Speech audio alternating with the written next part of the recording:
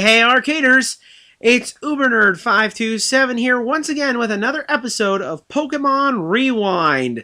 This is the show where we're going over episodes of the Pokémon Anime through random story arcs. Now, the story arc that we are currently in is a story arc called The Adventures in the Orange Islands. Now, if you haven't watched this story arc in a long time, we want you to go back and do that. Now, I know that Pokemon has been pulled off of Netflix, but I'm very sure if you type in Pokemon on YouTube, you can find whatever episode you're looking for.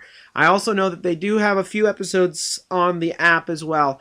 Now, today's episode, we're going to be talking a little bit about in just a few moments. But before we do, I do want to go over some announcements for the website. We've got a lot of things happening on our website.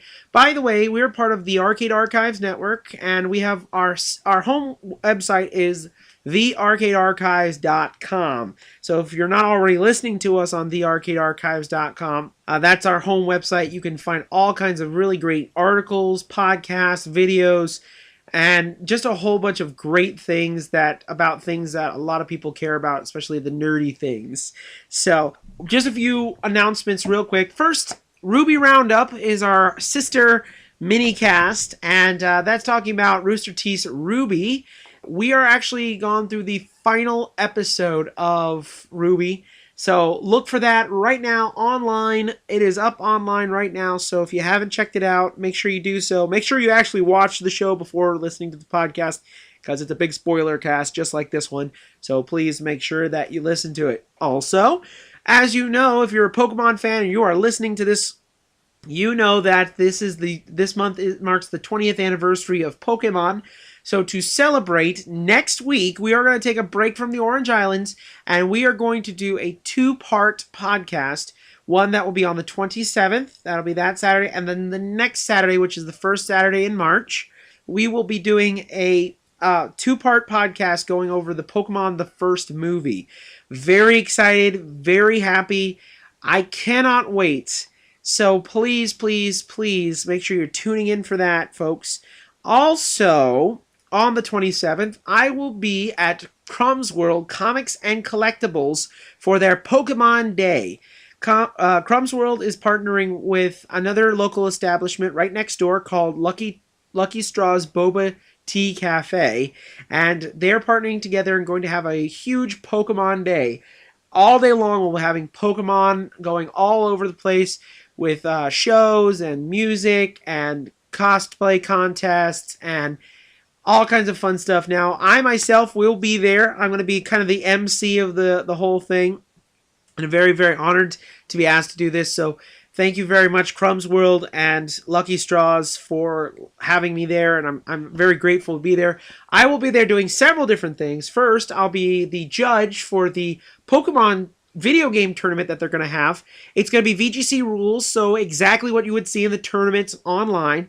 And we're going to be doing that tournament there, so bring your 3DS with you. So it is $3, and you get a little gift set with your $3 entry fee with coupon for the Krum's World Comics and Collectible store for a free small boba tea. And also, in case you didn't know, I am an artist and I do a webcomic called Tales from the Game Grid. There's a specific character called Brad the Surfing Pikachu.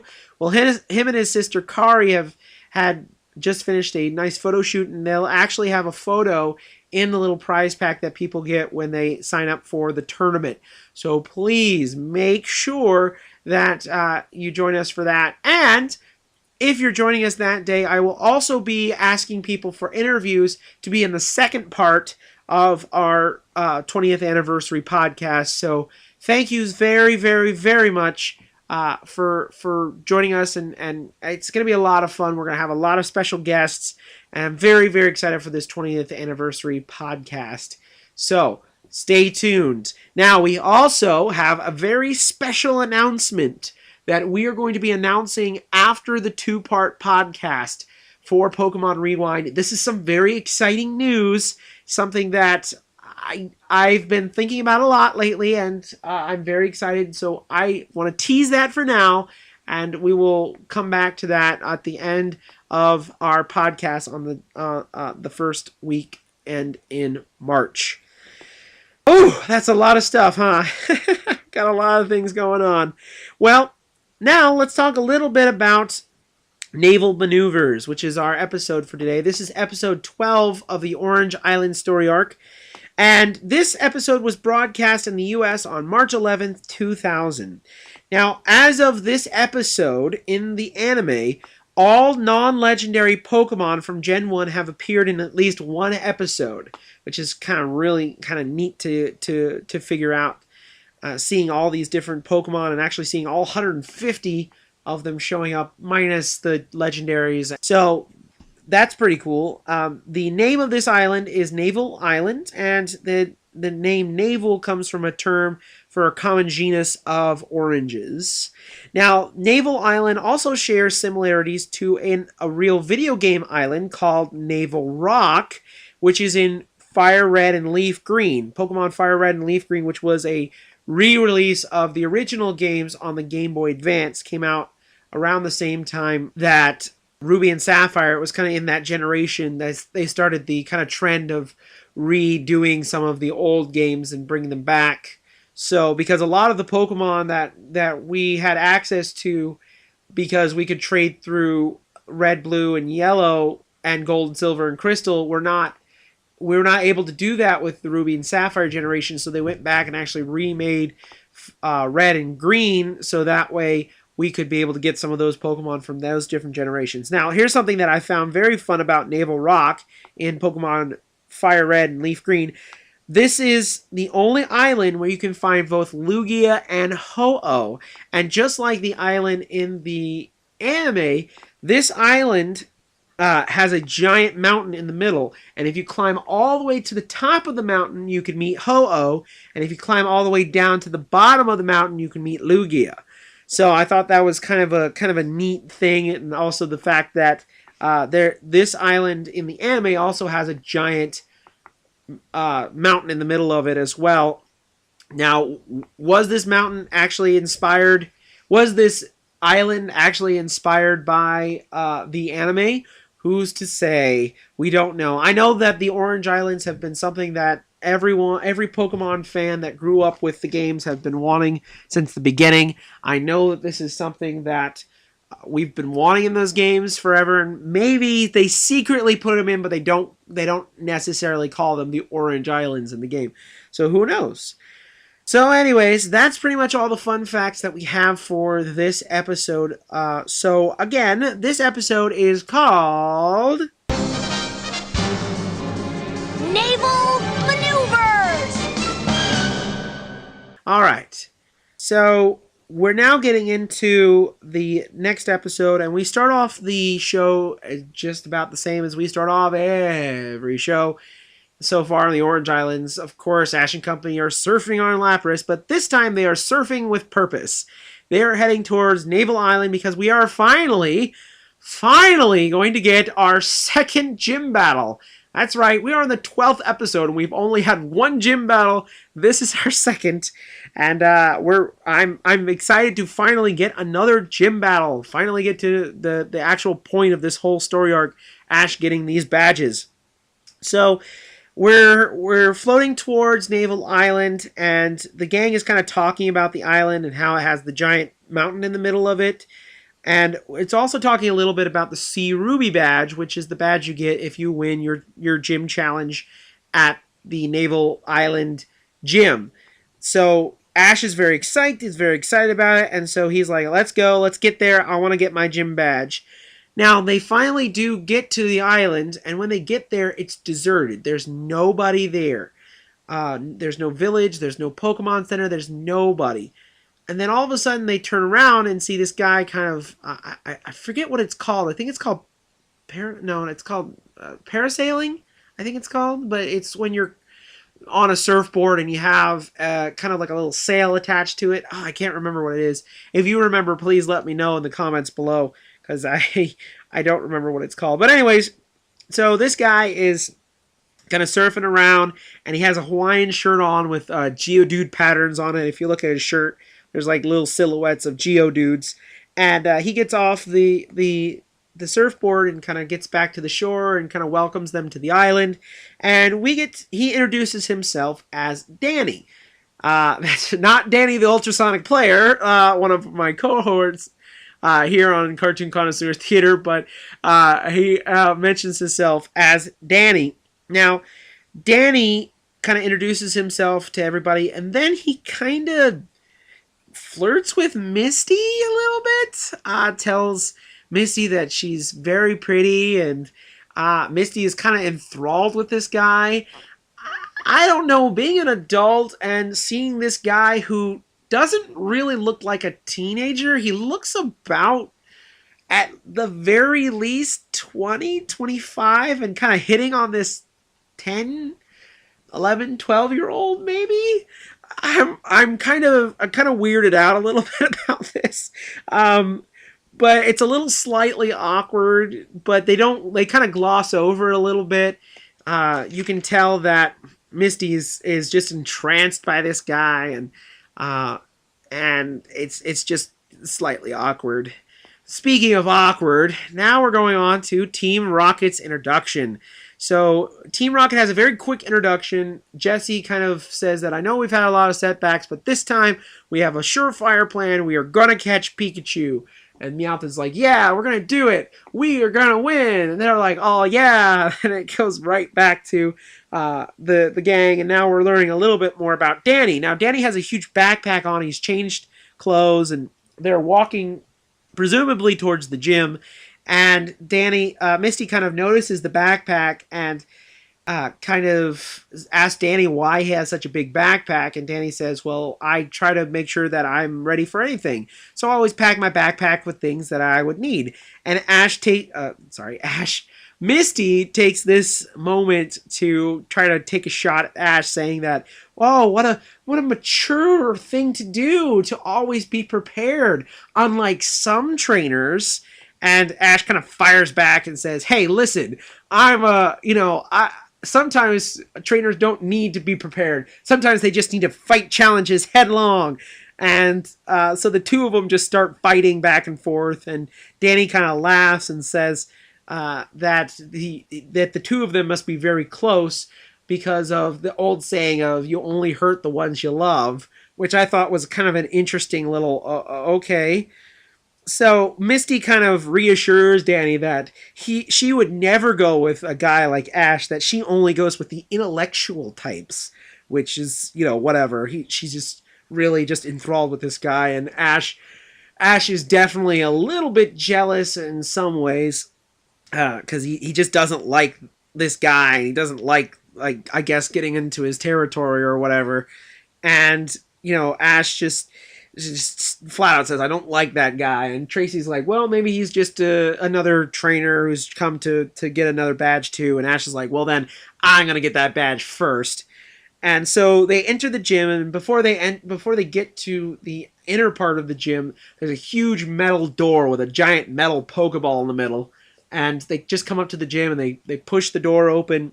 And this leads to kind of a mountain entrance where you see like this cable car that goes up the side of the mountain, and then of course this little mountainous path that goes straight up the mountain. And so Ash and them are actually kind of they're kind of confused a little bit because there's no gym leader to meet them, to greet them, to say hello. So they walk up, and then one of them notices a sign, and this sign basically instructs them to climb. If you want to challenge this gym, you have to climb up the mountain all the way to the top, and you cannot use help from any of your Pokemon. So Ash is at first kind of taken aback by this, like, whoa, what? And so he decides that he's going to do it, but, Pikachu kind of reassures him that he can do it, and Ash is like, yeah, you're right, I can do it. And so he decides to do it, and of course Tracy and Misty decide to take the gurney up the side of the mountain. So we get into them climbing up the side of the mountain, and Ash is climbing. Let me first say that they don't have any climbing gear. There's no gear. There's no thing to keep them safe. They're just climbing up this mountain barebacked, And I really thought that was slightly dangerous, but I wouldn't climb a mountain to begin with anyway, so it doesn't really matter, I guess. But as they're climbing this mountain, Tracy and Misty are going by them in the cable car. I think Misty is kind of stoking the fire a little bit, and she calls out to Danny and asks him to be safe, and of course Ash is still getting a little jealous, but because of his jealousy, he doesn't notice that there's a loose rock, and he almost falls off the side of the mountain, but grabs the side of a cliff and tries to pull out his Bulbasaur, but Danny stops him and reminds him that he can't use his Pokemon to help him. So Danny then kind of saves him from using his Pokemon. So Ash then pulls himself back up, and the two of them continue climbing. After a while, Ash and Danny take a breather, and Ash kind of thanks Danny for his help. And Danny is just, you're welcome. Thank you very much for taking my advice. Isn't this mountain air wonderful? I love climbing. I love being a man.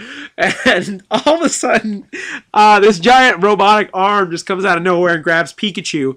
And out of the clouds, we see Team Rocket. And Team Rocket has grabbed Pikachu with this fishing lure and this little this a suction cup that's on the back of Pikachu's butt, and he's kind of pulling it, and Ash is trying to keep Pikachu from being reeled in. And as they're doing this, they're doing the motto, and they're kind of cooking fish. And these are not Pokemon, these are not Magikarp, these are not Phoebus, these are not any kind of Pokemon. These are actual real life, real world fish. This is the second time in this series that we've seen real life fish. So again, I question you, the listener. Does that mean that there are real fish in this world? I don't know. Are there real animals besides Pokemon, or have the Pokemon just kind of taken over and there's no more of real world animals there anymore? I don't know, but it's just kind of weird is all. So anyways, Danny grabs the plunger, pulls it off of Pikachu's rump easily, and then Meowth and the group get mad, and so Meowth tries to catch Pikachu again, but this time Danny holds a giant boulder, not a giant boulder, just a big chunk of rock in his hand, and the suction cup sucks the rock up, and Meowth pulls it back, even though you would think that Meowth would notice that this is a big rock and not pull it back, but he pulls it back anyways. The rock hits them back and knocks them out, and they start flying away. Now, as they're doing that, Team Rocket then comes over to the top of the mountain to where the geysers are, and the geysers hit the balloon, and sends Team Rocket and the balloon out of the way, and we think this is the last time that we're going to see them in this episode, but oh no, this is not. So both Ash and Danny and Pikachu all get up to the top of the mountain, and Pikachu, as they're climbing through the snow, Pikachu kind of faints, both I think from exhaustion and the fact that it's really cold outside. And Ash kind of grabs Pikachu and puts his coat around him and says, I'll keep you warm, don't worry about it, I'm good. This will keep you warm as I carry you up to the top of the mountain. So they just continue on, and Ash sees Misty and Tracy and kind of yells out to them, and Tracy and Misty are all excited to see them, but of course Misty is more excited to see Danny than actually Ash, and she kind of runs over to Danny and make sure he's okay, and then says something very awkward. I'm not really sure why, but she asks if he wanted to share the blanket that she has on to keep her warm with her, and that's another little awkward thing that they just put in this episode. I'm gonna skip over it. It's just not anything. So that's when Danny kind of introduces himself as the gym leader for Naval Island, and Tracy and Misty have already kind of put this together because no one was up there when they got up there, because they got up way before Ash and Danny ever did. So they kind of figure that Danny is the gym leader, and so Danny tells Ash that the rules for the gym, and it's another one of those challenge gyms, not an actual battle gym. So there's 3 challenges he has to do. He has to win the best of 3. So the first challenge is they have to freeze hot water geysers that are shooting out. So Ash chooses his Lapras and Danny chooses his Nidoqueen, and they both use Ice Beam and try to freeze the geyser all the way up to the top. Now, Danny actually does this very easily and actually defeats Ash quite easily. And poor Lapras is just shooting its Ice Beam as quick as it can, and it just can't beat Nidoqueen's Ice Beam power. So Ash actually loses the first challenge. Now the second challenge, we go right into the second challenge, and the second challenge is this. They have to sculpt the ice that they just froze into a sled, and Ash can only use 3 Pokemon to help. So Ash chooses Pikachu, Bulbasaur, and Charizard, and Danny which, by the way, Misty and Tracy are kind of like, why did you choose Charizard? Because he's not going to listen to you. And Ash is like, don't worry, he'll be fine. I just need his flame. And Danny, of course, chooses Machop, Scyther, and Nidoqueen again. Now, both start to carve the sled out of ice, and Charizard won't do anything. He lays down, and he's just, I'm not going to do nothing. And Ash is really trying his best to get Charizard to do something, and he finally says to Charizard, I need your flamethrower, and that's when Charizard just starts shooting out random flamethrowers. Now, as he's shooting out these random flamethrowers, it hits the sled and somehow carves out a perfect sled in no time, which means that Ash wins challenge number 2, and Charizard just is like, yeah, whatever, I don't care. So that's the end of challenge number 2. Now, challenge number 3 is a little bit more difficult. Challenge number 3 is a race down the mountain using the ice sleds and 3 Pokemon. Using the ice sleds they just used and 3 Pokemon of Ash's choice. Now, for this third challenge, Ash chooses Pikachu, Bulbasaur, and Squirtle, and Danny chooses Scyther, Electrode, and Geodude, which is kind of a weird combination. Usually, gym leaders in video games only choose one type of Pokemon. This is a very rare breed of gym leader that doesn't actually have a specific type. He has all kinds of different types. Another good example of somebody who doesn't have a specific type of Pokemon is Blue in Pokemon Gold and Silver. If you go back and fight him in Kanto, he becomes the gym leader in Viridian City after Giovanni disappears, and he also doesn't have a specific type of Pokemon. He just has a whole bunch of his champion team that you fight before. So this is another weird mix of Pokemon that, again, you don't hardly see anymore throughout the series. You see Scyther because you'll see Scyther a little bit later on, but most of the other Pokemon you don't really see. So anyways, the race starts, and Ash is having a little bit of trouble kind of steering the sled. He's using Bulbasaur's Vine Whip to kind of keep them on course, but it's not working, and they're just rocking back and forth. Now, as this race is going on, of course, Team Rocket is back, and they want to get even with Danny, and so they decide to make a pit trap, and Jessie kind of just watches out for them coming down the mountain, and she just is like, I don't like that Danny, I don't like his positive attitude, and so they make this, of course, pit trap. Team Rocket is famous for pit traps. I don't know why, but they enjoy digging holes. I don't know why. It goes throughout the series, and it continues, and even to this day, they still love making pit traps. I don't understand it. Again, it's another running gag. Just go with it. Let's continue on. So anyways, as they're racing down, Danny has a considerable lead in front of Ash, and just when everything seems lost and Ash is going to have to try again for that badge, Danny falls into Team Rocket's pit trap. So Ash goes after Danny to try to see if he's okay, and Danny is fine, but he's still in the trap. And of course, Team Rocket shows their face. Now, as Ash is trying to pull Danny out, they try to start doing their motto again, and again they get stopped. And Danny's like, "Are these friends of yours?" And Ash is like, "No, these are not my friends. These are my enemies. I don't know why they keep following me around."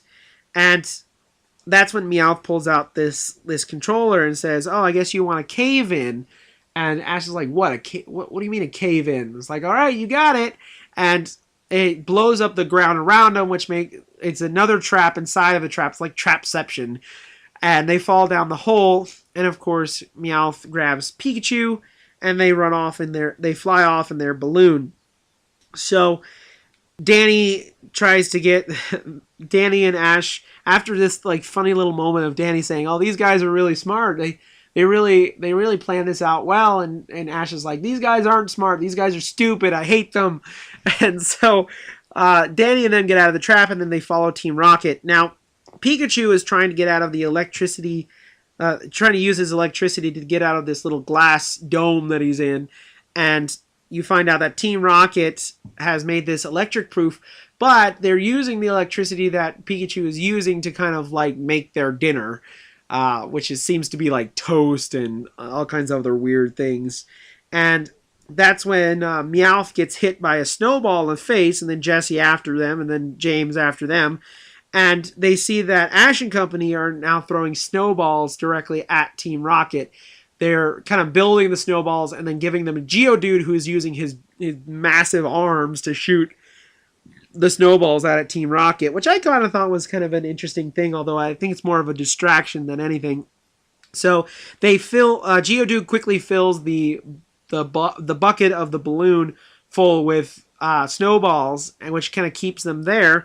And Ash then puts Rose Electrode onto this like seesaw kind of thing. It's kind of lever, and what they do, this little catapult, this like makeshift catapult that they made. And so they put Electrode on one, and then the rest of them get on top of this little rock, and they jump off, and they shoot Electrode up to the balloon, which he hits the balloon square on. And so Team Rocket is kind of angry with this and tries to hit Ash back with snowballs, and the hit from Electrode kind of knocks Pikachu off the basket of the balloon, and Ash catches the basket, and then Electrode rolls down to the basket, and of course that's when Danny tells Electrode to use Explode. He uses Explode, and of course Team Rocket blasts off again, and this time we don't see them for the rest of the episode. Woohoo! Alright, so the pair of them decide to finish the race, so they get back into their sleds, and they wait until the sun comes out from the clouds, and once the sun comes out, they start the race. The snow quickly turns into dirt and sand, and it gives Ash an even harder time than Danny, and Danny who is clearly an expert and done this millions of times, being the gym leader, and this is part of his gym.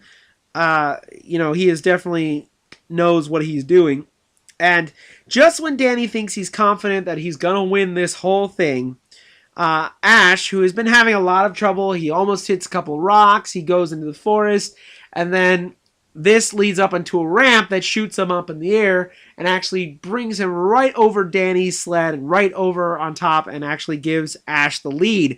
Well, right when Ash hits the ground, his sled starts breaking apart to only like just a little piece of it that all of them are just all three Pokemon plus Ash are just holding on to for dear life.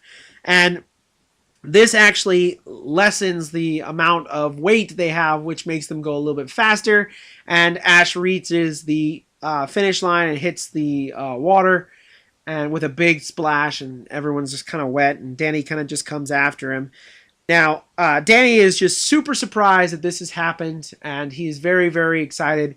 And once Ash gets up, he gives Ash his Sea Ruby badge, and the second badge that we get in the Orange Islands. And that's pretty much it. They say goodbye to Danny. Misty kind of waves back to him and says, "Take care, we'll hope to see you again." And the rest of them just kind of say goodbye, and that's pretty much the episode. So let's get into my pros and cons for this episode. So, pro. I was glad to see that we're finally back on task. We're finally getting into the gym battles again. And I'm very glad that the only thing is that we've taken so long to get to the second gym. It almost kind of reminds me of X and Y, how long it is between the first and second gyms. How many things you have to do. You have to like halfway through the game before before getting to that second gym. And it was kind of frustrating at times because you're just like, okay, we know that Ash is supposed to be getting these gym badges, but they're not. They're just single throwaway episodes again. But it's glad to see that they're finally getting back on task. I will have to say I like Danny. I thought he was kind of an interesting character. I kind of wanted to know a little bit more about him and about the fact that he's a very positive attitude person. Like, he never ever says, he's never depressed about anything. Everything is just great and wonderful, and he's just a very positive but not annoying positive person. So I kind of liked his character. My only problem with his character was, of course, him kind of flirting with Misty. I thought that was just kind of weird and kind of... I also have to remember, though, this is from this was made in Japan, and this show was originally made for Japanese children, and they are a different culture than we are, so I have to also keep that in mind as well. But it's still a little creepy, I'm not gonna lie. I'm sorry, it's just creepy. Sorry. Alright, I also like the fact that these are challenge gyms and not just battling gyms. We've seen a lot of gym battles throughout the history of Pokemon, and it's kind of nice to take a little break from that and see gyms in a different way. To see them actually do challenges, more like stamina challenges, as opposed to just having your Pokemon fight. I thought it was very interesting. These challenges were actually very creative, and so that was another very cool episode thing about this.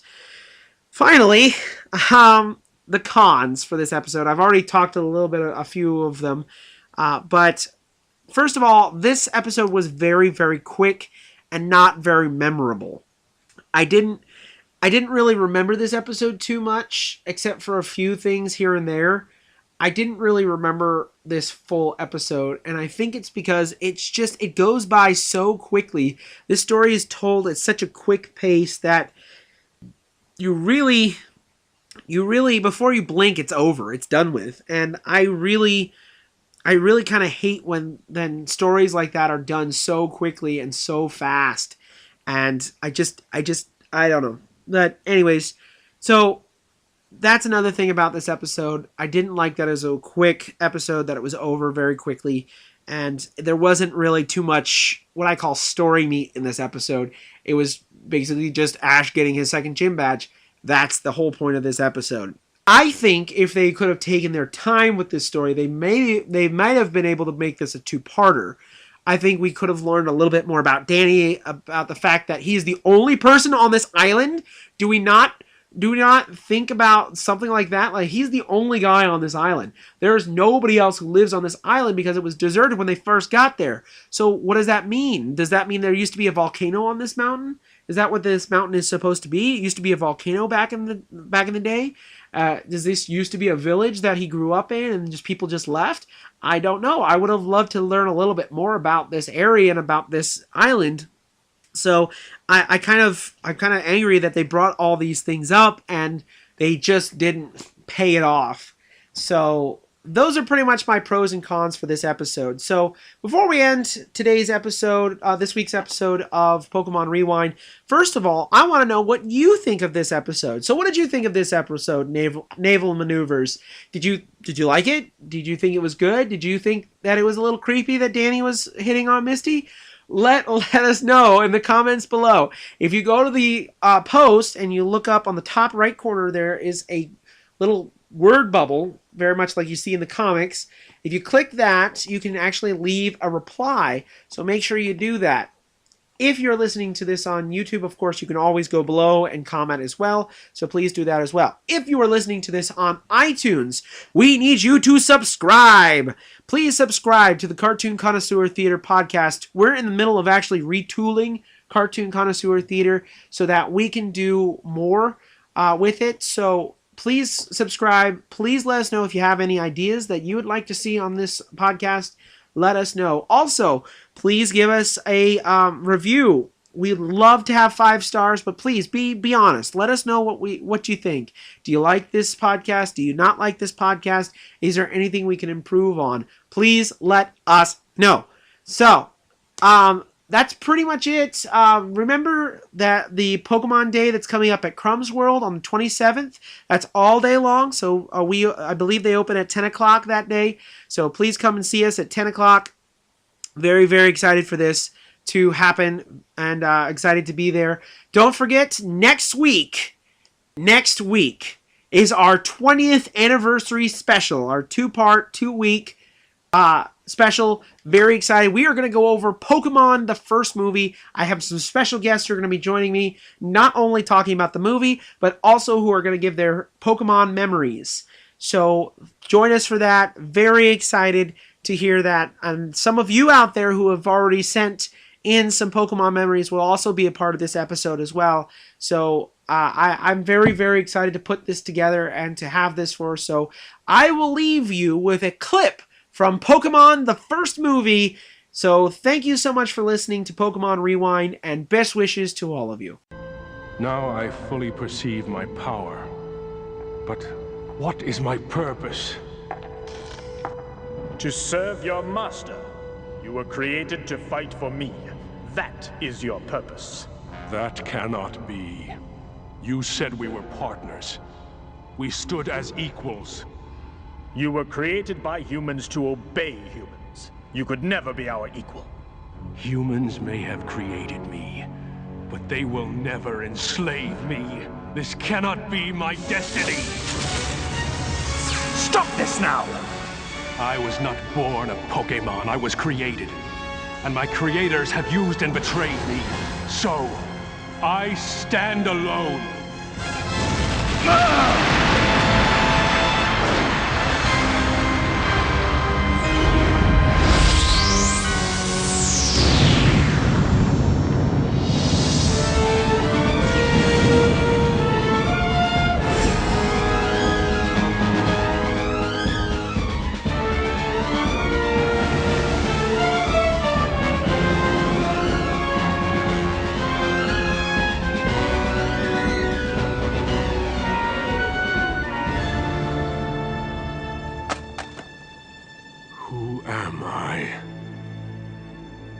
Is my true reason for being. I will find my own purpose and purge this planet of all who oppose me, human and Pokémon alike. The world will heed my warning. The reign of Mewtwo will soon begin.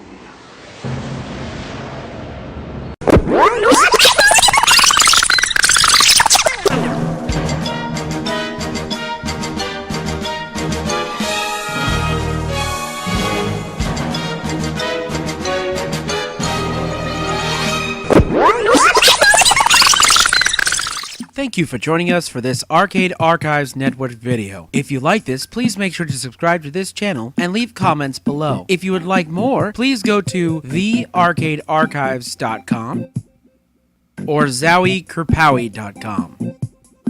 Thank you so much once again for joining us for this Arcade Archives Network video, and don't forget to keep playing like it's 1981.